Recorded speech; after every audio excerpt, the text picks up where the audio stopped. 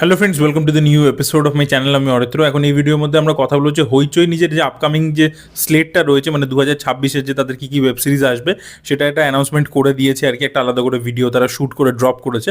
অন্যবারে তারা ইভেন্ট করে অ্যানাউন্সমেন্ট করে, এবারে আর কি তারা ভার্চুয়ালি জিনিসটা করেছে এবং প্রোমোটাকে ভালোই শ্যুট করেছে আর কি। সেটা দেখতে ভালো লাগছে। যারা কমার্শিয়াল ছবির নায়িকা ছিল তাদেরকে কিন্তু আমরা ওয়েব সিরিজে দেখতে পাবো আর কি। অনেকে ডেবিউ ইত্যাদিও হচ্ছে। তো সব থেকে প্রথমে আমি যেভাবে তারা অ্যানাউন্স করেছে সেইভাবেই বলছি। একেনবাবু পুরুলিয়ায় পাকড়াও এই সিজনটা আসতে চলেছে আর কি 2026-এ, এবং একেনবাবুর ছবিও এবছর এসবিএফ নিয়ে আসবে, সেটা আপনাদের জানেন অবশ্যই।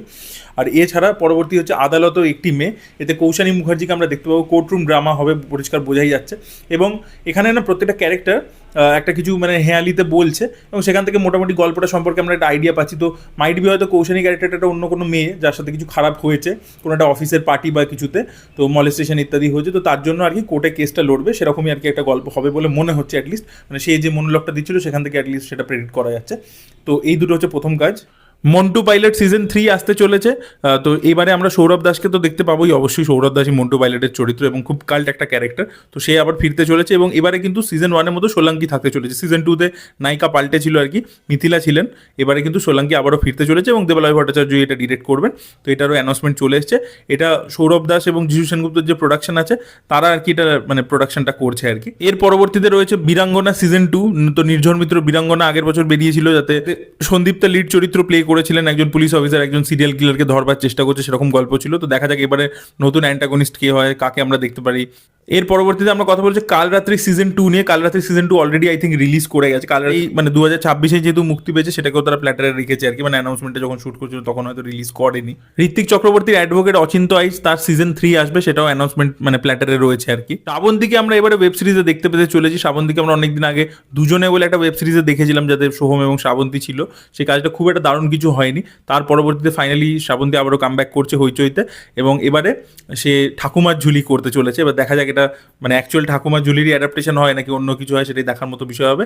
এবং এখানে শ্রাবন্তী কিন্তু বলছে তাকে ঠাকুমার চরিত্রে দেখতে পাবো, তো হয়তো তার একটা অন্য রকমের লুক থাকবে আর কি, প্রস্তরিক ইত্যাদি মেকআপ পরে তাকে অন্যরকমভাবে প্রেজেন্ট করা হবে। তো দেখা যাক শ্রাবন্তীর লুকটা মেকআপটা কীরকম হয় আর কি। ভাদুরী মশাই আবারও ফিরতে চলেছেন।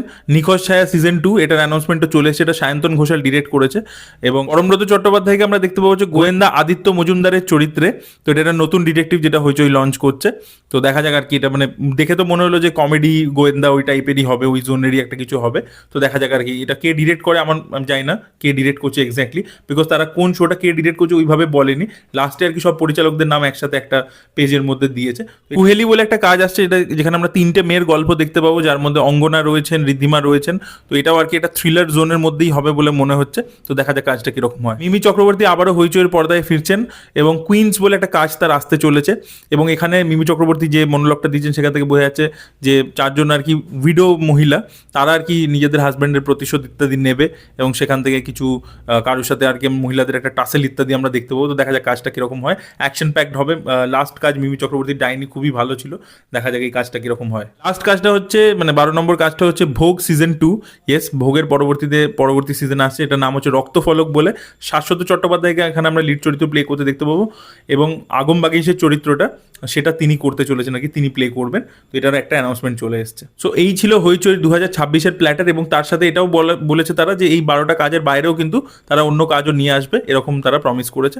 দেখা যাক সেটা আর কি কাজ আসে হইচইতে 2026-এ। তো আপনারা এইগুলোর মধ্যে কোনগুলোর জন্য এক্সাইটেড অবশ্যই কমেন্টে লিখে জানাবেন। এই ভিডিওটা ভালো লেগে থাকলে লাইক করুন, শেয়ার করুন, চ্যানেলকে সাবস্ক্রাইব করতে ভুলবেন না। Bye bye.